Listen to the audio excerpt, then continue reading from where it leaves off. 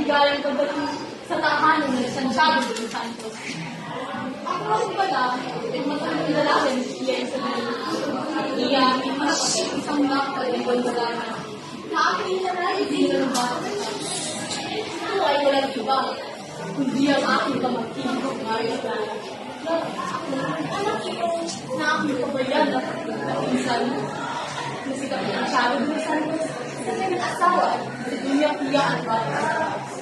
Kasi hindi na ang mga pangyayari.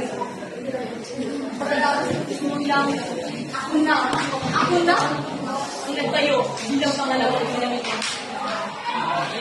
Hindi ni isa pinaranas kay Maria Clara ang sakit at hirap na mararamdaman sa nangungilang bata sa kanya.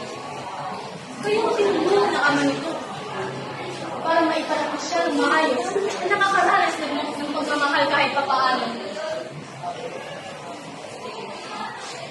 Tinuwi ko siyang sarili kong anak.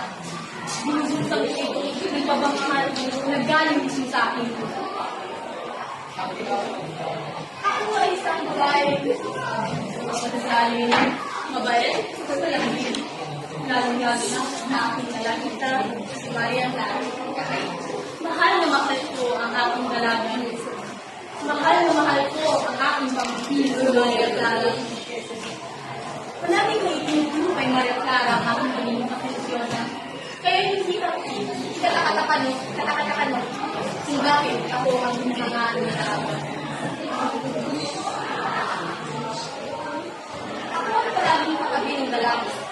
Maging siyahan man o sa kanyang kanan. Pagkamat hindi ko na siya totoong anak at hindi man ako ang kanyang totoong ina.